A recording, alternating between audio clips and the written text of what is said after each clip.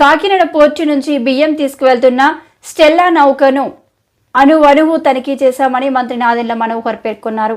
గురువారం ఆయన ఇక్కడ మీడియాతో మాట్లాడారు. ఈ ఏడాది జూన్లో నిర్వహించిన తనిఖీల తర్వాతే కాకినాడ పోర్టు కేంద్రంగా జరుగుతున్న బియ్యం అక్రమ రవాణాపై స్పష్టత వచ్చింది.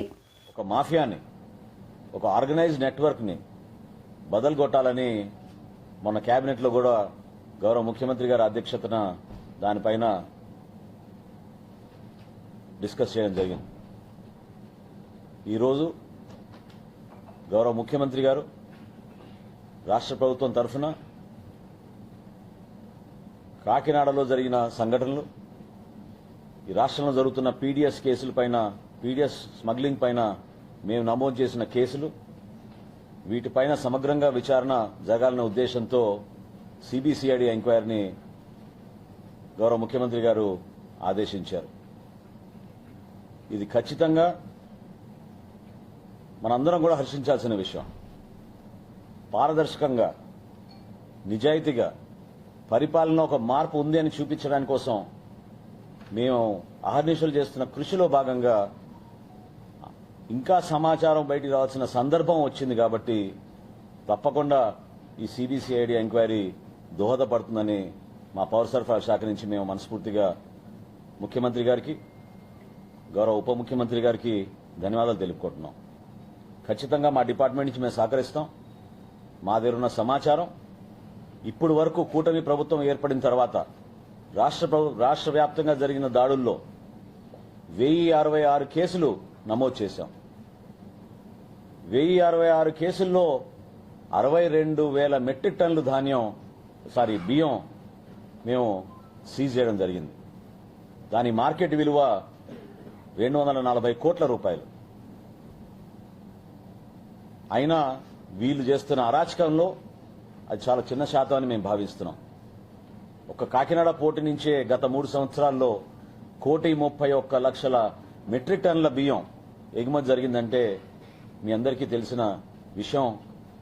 అక్కడ ప్రధానంగా కేంద్రీకృతమై అదొక స్మగ్లింగ్ డన్గా ఏర్పాటు చేసుకుని రాష్ట్రానికి, ప్రజలకి నష్టం కలిగించే విధంగా వాళ్ళు పరిపాలించిన విధానం మీ అందరికీ కూడా ఈ పాటికే మీకు తెలిసింది. కాబట్టి ఈరోజు గౌరవ ముఖ్యమంత్రి గారు తీసుకున్న నిర్ణయాన్ని మనస్ఫూర్తిగా మేము హర్షం వ్యక్తపరుస్తూ, ఈ విధమైన స్ఫూర్తి నింపినందుకు మాకు గౌరవ ఉప ముఖ్యమంత్రి గారు పవన్ కళ్యాణ్ గారికి ప్రత్యేకంగా ధన్యవాదాలు తెలుపుకుంటున్నాం. రాబోయే రోజుల్లో ఈ పూర్తి సమాచారం అందరికీ అందించే విధంగా, మా తరఫు నుంచి మేము సహకారం అందించే విధంగా, క్షేత్రస్థాయిలో ఎవరికైతే ఇంకా సమాచారం ఉందో దయచేసి మీరందరూ కూడా ఈ ఇన్వెస్టిగేషన్లో సహకరించండి, విలువైన సమాచారం అందించండి. అదేవిధంగా రాష్ట్ర వ్యాప్తంగా రైస్ మిల్లర్స్ని కూడా మేము రిక్వెస్ట్ చేస్తున్నాం. ఈ సందర్భంగా ధాన్యం కొనుగోలు విషయంలో కానివ్వండి, పీడీఎస్ రైస్ స్మగ్లింగ్ విషయంలో కానివ్వండి, మీరు ప్రభుత్వంతో పాటు కలిసి పనిచేయాల్సిందే. మీరు ప్రభుత్వం ఇచ్చిన ఆదేశాలని అమలు చేసే విధంగా, నిజాయితీగా, పారదర్శకంగా మీరు చేసుకున్న వ్యాపారాన్ని మేము ఎక్కడ కూడా మిమ్మల్ని ఇబ్బంది పెట్టకుండా ప్రభుత్వ కార్యక్రమాల్లో మీరు భాగస్వాములు అయ్యే విధంగా మీరు నిలబడాలి. అంతేగాని ప్రభుత్వ వ్యతిరేకంగా చేసే కార్యక్రమాల్లో మాత్రం మీరు పాల్గొంటే చాలా ఖచ్చితంగా వాళ్ళపైన యాక్షన్ తీసుకుంటాం. ఈ సందర్భంగా ఈరోజు విశాఖపట్నంలో ఒక రీజనల్ కాన్ఫరెన్స్ ఏర్పాటు చేశాం. ఉత్తరాంధ్రలో మేము ధాన్యం కొనుగోలు చేసే సందర్భంలో ఇక్కడున్న అధికార యంత్రాంగాన్ని సెన్సిటైజ్ చేయడానికి ఈరోజు ఈ కాన్ఫరెన్స్ ఏర్పాటు చేశాం. ఈ రోజు వరకు రాష్ట్రంలో ఈ ఖరీఫ్ సీజన్లో 10,59,000 మెట్రిక్ టన్నులు మేము ధాన్యం కొనుగోలు చేశాం. ఇదొక రికార్డు. అందులో ప్రత్యేకంగా గత 10 రోజుల్లోనే 6,63,000 మెట్రిక్ టన్నులు మా సివిల్ సప్లైస్ కార్పొరేషన్ ధాన్యం కొనుగోలు చేసింది. ఎవరైతే అనవసరంగా రోజు ప్రెస్ మీట్లు పెట్టి రకరకాలుగా మాట్లాడుతున్నారో మీరు వచ్చి క్షేత్రస్థాయిలో మీరు పర్యటించండి, తెలుసుకోండి వాస్తవాలేంటో. ఉత్తరాంధ్రలో గత ప్రభుత్వం ఇదే రోజుకి కేవలం 2,092 మెట్రిక్ టన్నులు ధాన్యం కొనుగోలు చేశారు.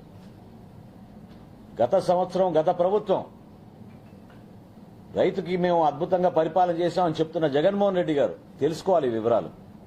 2092 మెట్రిక్ టన్నులు కేవలం వాళ్ళు ధాన్యం కొనుగోలు చేశారు. అదే కూటమి ప్రభుత్వం గౌరవ ముఖ్యమంత్రిగా చంద్రబాబు నాయుడు గారి ఆదేశాలతోటి క్షేత్రస్థాయిలో అద్భుతంగా మేము ఈ కార్యక్రమాన్ని ముందు తీసుకెళ్లి 161,489 మెట్రిక్ టన్నులు ఒక్క ఉత్తరాంధ్రలోనే మేము కొనుగోలు చేశాం. శ్రీకాకుళం జిల్లాలో గత సంవత్సరం 763 మెట్రిక్ టన్నులు వాళ్ళు కొనుగోలు చేస్తే 74,280 మెట్రిక్ టన్నులు ఈ రోజుకి మేము కొనుగోలు చేశాం. ఎంత వ్యత్యాసం ఉందో చూడండి. విజయనగరం జిల్లాలో 210 మెట్రిక్ టన్నులు వాళ్ళు కొనుగోలు చేస్తే 54,663 మెట్రిక్ టన్నులు మా కూటమి ప్రభుత్వం కొనుగోలు చేసింది. 24 గంటల లోపే 2,280 కోట్ల రూపాయలు రైతుల ఖాతాలోకి మేము జమ చేశాం. చాలా సమర్థవంతంగా రైతుల్ని ఎక్కడ కూడా ఇబ్బంది పెట్టకుండా టెక్నాలజీని ఉపయోగించి ఒక భరోసా ఇస్తూ ప్రతి కార్యక్రమం రైతుకు మేము అండగా నిలబడాలనే ఆలోచనతోటి ఓ చక్కటి కార్యక్రమం ప్రజలకు తీసుకెళ్తున్నాం. ఇప్పుడే గౌరవ ముఖ్యమంత్రి గారు రాష్ట్ర వ్యాప్తంగా ఉన్న కలెక్టర్లతోటి అధికారులతోటి టెలికాన్ఫరెన్స్ ఇప్పుడే ముగిసింది. చాలా స్పష్టంగా చెప్పారు, ధాన్యం కొనుగోలు విషయంలో ఎక్కడ కూడా ఉదాసీనత చూపించకూడదు. క్షేత్రస్థాయిలో ప్రత్యేక